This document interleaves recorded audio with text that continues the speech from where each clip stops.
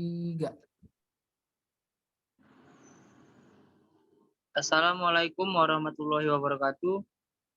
Kami dari kelompok 10 ingin mempresentasikan hasil kelompok kami yang berjudul Akuntansi Pajak Atas Pendapatan.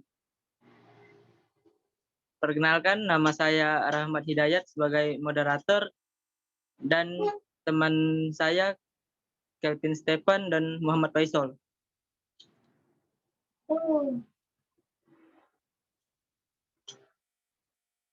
Yang pertama, kami akan menjelaskan tentang pendapatan sesuai PSAK nomor 23 yang dijelaskan oleh Kelvin.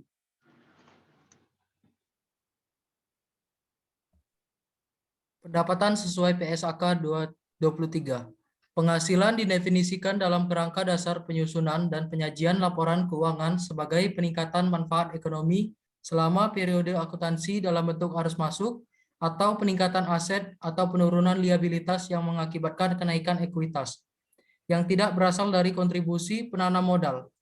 Penghasilan atau income meliputi pendapatan atau revenue maupun keuntungan atau gain. Pendapatan adalah penghasilan yang timbul selama dalam aktivitas normal entitas dan dikenal dengan bermacam-macam sebutan yang berbeda seperti penjualan, penghasilan jasa, bunga, dividen, dan royalti. Berikut adalah pembagian pengakuan pendapatan. Yang pertama yaitu penjualan barang, yang kedua yaitu penyediaan jasa, yang ketiga kontrak konstruksi, yang keempat bunga, royalti, dan dividen. Kemudian pendapatan menurut perpajakan. Sesuai pasal 4 ayat 1 Undang-Undang Nomor 36 Tahun 2008 tentang pajak penghasilan, objek pajak adalah penghasilan yaitu setiap tambahan kemampuan ekonomis yang diterima atau diperoleh wajib pajak, baik yang berasal dari Indonesia maupun dari luar Indonesia, yang dapat dipakai untuk konsumsi atau untuk menambah kekayaan wajib pajak yang bersangkutan dengan nama dan dalam bentuk apapun. Untuk menentukan kapan penghasilan diterima atau diperoleh, Undang-Undang Perpajakan mengacu pada metode pembukuan yang disusun oleh wajib pajak berdasarkan akrual atau cash basis. Accrual basis atau pendekatan akrual mengakui penghasilan pada saat penghasilan tersebut diperoleh, sedangkan cash basis atau pendekatan kas mengakui penghasilan ketika penghasilan tersebut diterima. Kedua pendekatan tersebut akan menimbulkan perbedaan.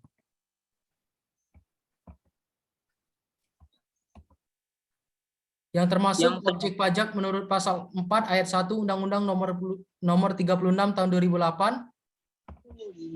Yang pertama, penggantian atau imbalan berkenaan dengan pekerjaan atau jasa diterima atau diperoleh termasuk gaji, upah, tunjangan, honorarium, komisi, bonus, gratifikasi, uang pensiun atau imbalan dalam bentuk lainnya kecuali ditentukan lain dalam Undang-Undang Pajak Penghasilan. B, yaitu hadiah dari undian atau pekerjaan atau kegiatan dan penghargaan. C, laba usaha. D, keuntungan karena penjualan atau karena pengalihan harta, termasuk E, keuntungan karena pengalihan harta kepada perseroan, persekutuan, dan badan lainnya sebagai pengganti saham atau penyertaan modal. F, keuntungan yang diperoleh perseroan, persekutuan, dan badan lainnya karena pengalihan harta kepada pemegang saham, sekutu atau anggota. G, keuntungan karena likuidasi, penggabungan, peleburan, pemekaran, pemecahan atau pengambil alihan usaha, keuntungan karena pengalihan harta berupa hibah, bantuan atau sumbangan, kecuali yang diberikan kepada keluarga saudara dalam garis keturunan lurus 1 derajat, dan badan keagamaan atau badan pendidikan atau badan sosial atau pengusaha kecil. H, penerimaan kembali pembayaran pajak yang telah dibebankan sebagai biaya.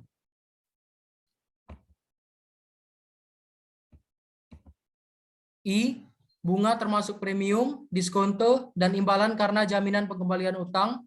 J, dividen dengan nama dan dalam bentuk apapun termasuk dividen dan perusahaan asuransi kepada pemegang polis dan pembagian sisa hasil usaha koperasi. K, royalti atau imbalan atas penggunaan hak. I, sewa dan penghasilan lain sehubungan dengan penggunaan harta. M, penerimaan atau perolehan pembayaran berkala. N. Keuntungan karena pembebasan utang kecuali sampai dengan jumlah yang tertentu yang ditetapkan dengan peraturan pemerintah. O. Keuntungan karena selisih kurs mata uang asing. P. Selisih lebih karena penilaian kembali aktiva. Q. Premi asuransi. R. Iuran yang diterima atau diperoleh perkumpulan dari anggotanya yang terdiri dari wajib pajak yang menjalankan usaha atau pekerjaan bebas. S. Tambahan kekayaan neto yang berasal dari penghasilan yang belum dikenakan pajak. T. Penghasilan dari usaha berbasis syariah. Dan yang terakhir U. Imbalan bunga sebagaimana dimaksud dalam undang-undang yang mengatur mengenai ketentuan umum dan tata cara perpajakan. Materi berikutnya akan dijelaskan oleh Rahmat Hidayat.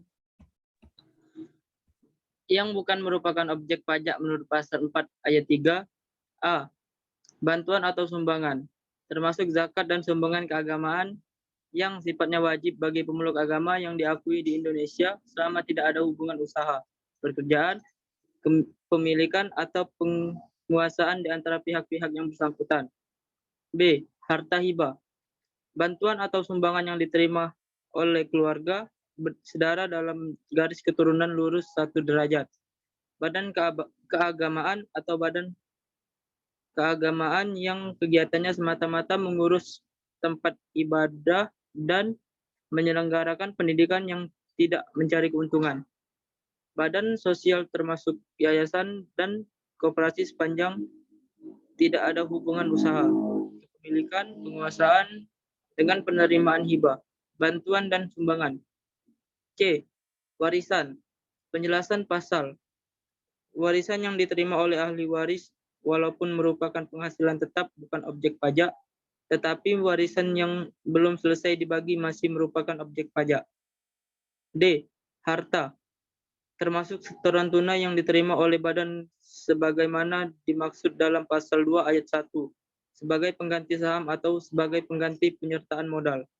E. Penggantian atau imbalan sehubungan pekerjaan atau jasa yang diterima atau diperoleh dalam bentuk natura dan kenikmatan dari wajib pajak atau pemerintah, kecuali yang diberikan oleh bukan wajib pajak. Wajib pajak yang dikenakan pajak penghasilan bersifat final atau wajib pajak yang menggunakan norma penghitungan khusus. F. Pembayaran dari perusahaan asuransi kepada orang pribadi sehubungan dengan asuransi kesehatan, asuransi kecelakaan, asuransi jiwa, asuransi dwiguna, dan asuransi beasiswa. G.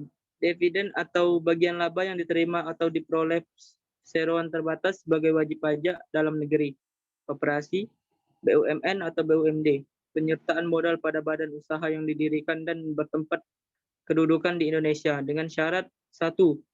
Dividen berasal dari cadangan saldo laba. 2. Bagi perseroan terbatas BUMN atau BUMD yang menerima dividen. Kepemilikan saham pada badan yang memberikan dividen paling rendah 25% dari jumlah modal saham. H. Iuran yang diterima atau diperoleh dana pensiun yang pendiriannya telah disahkan oleh Menteri Keuangan, baik yang dibayar oleh pemberi kerja maupun pegawai. I. Penghasilan dari modal yang ditanamkan oleh dana pensiun sebagaimana dimaksud pada huruf H dalam bidang-bidang tertentu yang ditetapkan dengan PMK 234 garis miring PMK 03 garis miring 2009. D.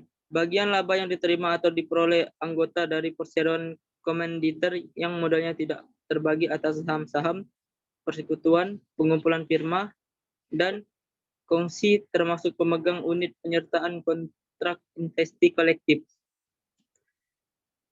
K. Penghasilan yang diterima atau diperoleh perusahaan modal Ventura berupa bagian laba dari perusahaan pasangan atau usaha yang didirikan dan menjalankan usaha atau kegiatan di Indonesia. I. Beasiswa yang memenuhi persyaratan tertentu yang ketentuannya diatur lebih lanjut dengan atau berdasarkan peraturan pemerintah. M. Sisa lebih yang diterima atau diperoleh badan atau lembaga nirlaba yang bergerak dalam bidang pendidikan, atau penelitian dan pengembangan yang telah terdaftar pada instansi yang membidanginya. Kemudian tanamkan kembali dalam bentuk sarana dan prasarana kegiatan pendidikan dan penelitian dan pengembangan dalam jangka waktu paling lama 4 tahun sejak diperolehnya sisa lebih tersebut. N. Bantuan atau santunan yang dibayarkan oleh Badan Penyelenggara Jaminan Sosial atau BPJS, Jamsostek, Taspen, Asabri, Askes, dan badan hukum lainnya yang dibentuk untuk menyelenggarakan program jaminan sosial pada wajib pajak tertentu. Wajib pajak atau anggota masyarakat yang tidak mampu, yang sedang mengalami bencana alam, dan tertimpa masalah.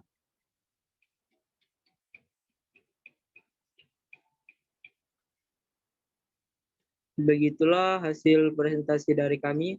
Apabila ada salah kata, kami mohon maaf. Kepada Allah kami mohon ampun.